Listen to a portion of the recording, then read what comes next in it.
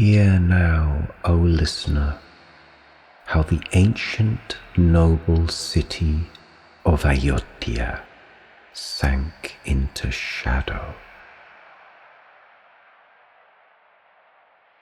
In the early spring of King Dasharatha's life, he once wandered into the great forest with his bow in his hand. By the river, he heard water being poured into a pot, but in high spirits as he was, he mistook the sound for a beast drinking its fill at the river's edge. The young Dasharatha drew his bow and let fly. The arrow struck true, but it wasn't a beast.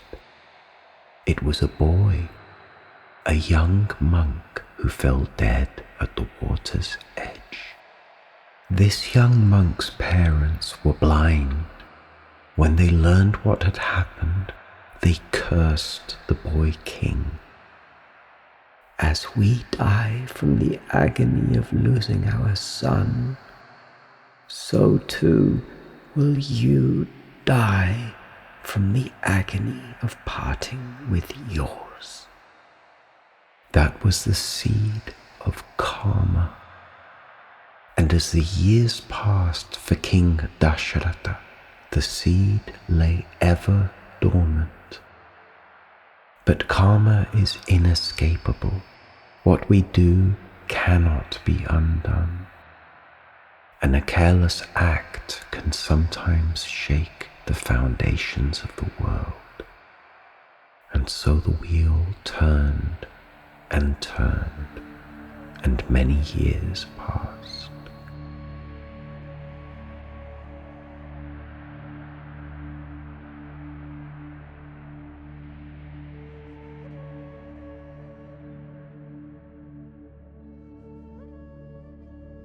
The citizens of Ayodhya were heartbroken, cursing Kaikeyi and proclaiming they would abandon the city to follow Rama into the forest, into exile, into the unknown.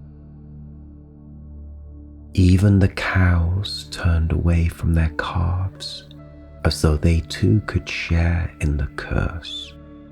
But Rama, the very embodiment of dharma, of right action, accepted his fate with a calm demeanor. Kaikeyi, who was driven wild by her ambition for her son, demanded that Rama's wife, Sita, leave the palace clothed only in bark. Even so, Sita's grace could not be diminished. If anything, she seemed all the more divine, like a goddess of the earth, robed in bark. Queen Sumitra counseled her son Lakshmana to walk behind his brother and to treat Rama as his father and to guard Sita as if she were his own mother. And so, bound by love and duty, the three heroes departed.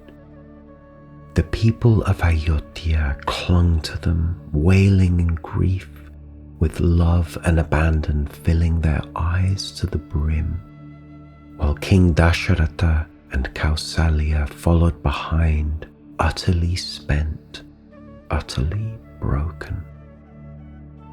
The whole city sank beneath a dark, tumultuous veil, and so the next cycle of our story begins, with the three heroes leaving Ayodhya for the dark forest, where many lines of fate would cross. The people of Ayodhya chased after Rama's chariot. They couldn't bear to be left behind. Their shouts filled the air.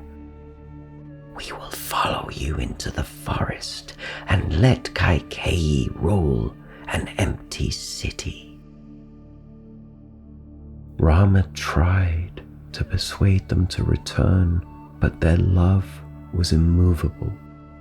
That night they camped on the banks of the Tamasa river. Rama and Sita slept on a bed of leaves while Lakshmana kept watch.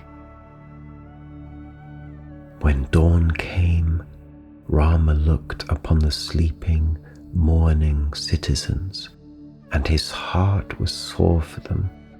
He knew they wouldn't let him go, so very quietly he woke Sita and Lakshmana and urged them to hurry so they could leave before the people stirred. Better a single day of sorrow for the people of Ayodhya, Rama thought, than many days of pointless hardship following them into the wilderness. When the citizens woke and found him gone, they were heartbroken. And when King Dasharatha looked to the horizon and could no longer see his son, he knew he would never behold Rama again in this lifetime. His old lion heart gave one last roar as the red sun rose, flooding the fields with light. Filled with the burning firelight of morning, King Dasharatha longed for purification, for death, and as his palms joined in prayer, his heart slowed and stopped beating. As his vision dimmed, he remembered the boy he had killed by the river in his youth, and that was the last face he beheld before all faded to black. The cycle of his life was complete, the curse fulfilled. Karma, the ultimate power in the universe.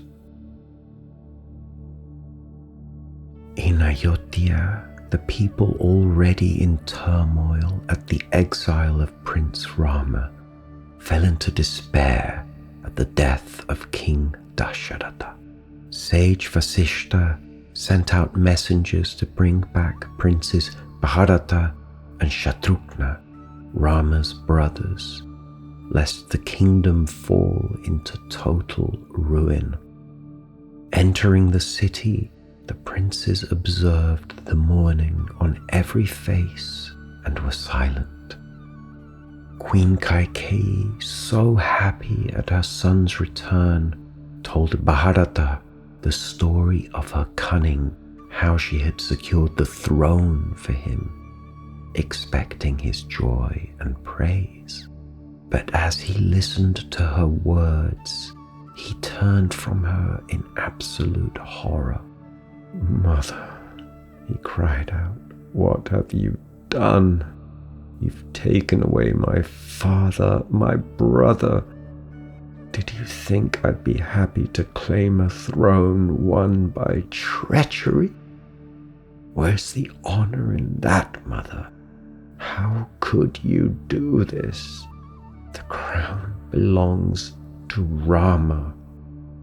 Bharata, red-faced with shame and anger, ran to Kausalya, his aunt, Rama's noble mother, who at first turned away from him suspicious. But as he threw himself at her feet, swearing ignorance of his mother's actions, she embraced him, and together with his brother Shatrughna, they performed the last rites for King Dasharatha. When sage Vasishta urged Bharata to accept the throne, he simply refused. Instead, he promised he would go to the forest and bring Rama back. And so he set forth with a great entourage, elephants and horses, soldiers and chariots, and countless citizens who longed for Rama's return Meanwhile, Rama's chariot crossed Kosala's borders and reached the holy river, the Ganga, or Ganges as it's known today. Here they were met by chief of the Nishada tribe, who welcomed them with devotion. He offered food, boats, and a place to rest, but Rama asked only for a boat to cross the sacred river. They crossed the Ganga and then journeyed alongside it on foot to the place where the three great rivers meet, the Ganga, Yamuna, and Saraswati. And they spent a night at the famous hermitage of sage Bharadwaja. From there, guided by the sage, they came to the wooded hills of Chitrakuta. Back in Ayodhya, Bharata gathered the city behind him, elephants draped in silks, restless horses ready to gallop, armies of men in glistening armor. They moved like a raging river tearing through parched lands toward the distant forest.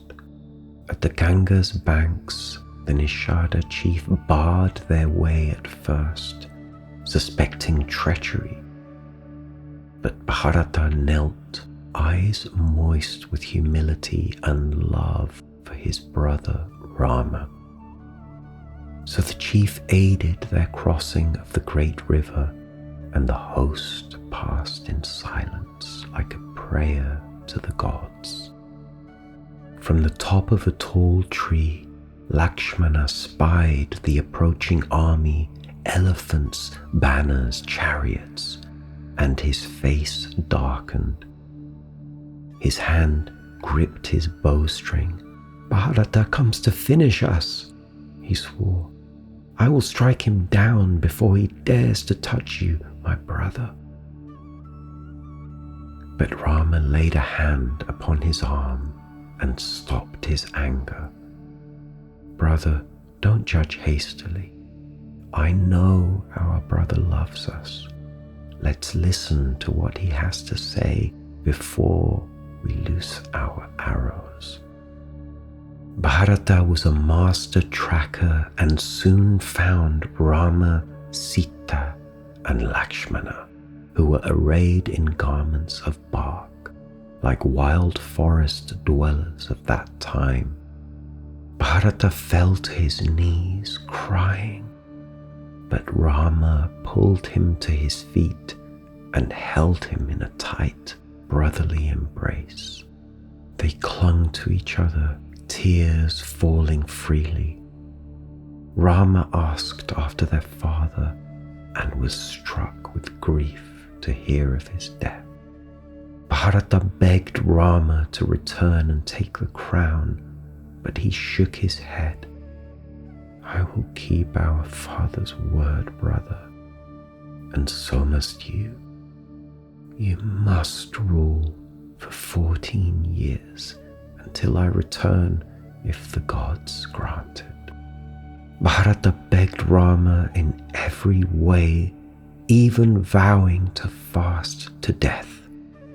Rama couldn't bear to hear Bharata's words, but he stood steadfast on the path of duty, the path of dharma.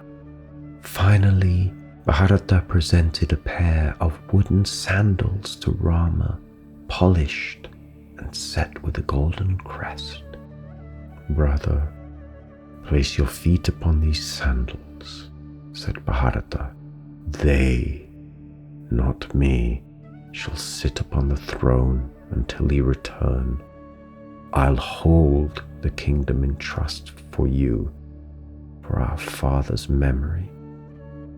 I'll live like a monk until you return, eating only monks' rations and dressed in monks' robes. And if you don't come back after 14 years, I'll burn in a pit of fire. This is my vow." Rama looked into his brother's grey eyes and felt the weight of his words. He placed his feet upon the wooden sandals and blessed Bharata, who lifted them to his head, then circled Rama 3 times and carried the sandals away with him, his most sacred possession. True to his word, upon his return to Ayodhya, Bharata placed the sandals upon the throne, and the city fell into a final despair, knowing that Rama would not be returning, perhaps ever again. There was no music. There were no chariots on the streets. Only the gardens around the desolate palace were watered, kept alive in the thin hope of Rama's return.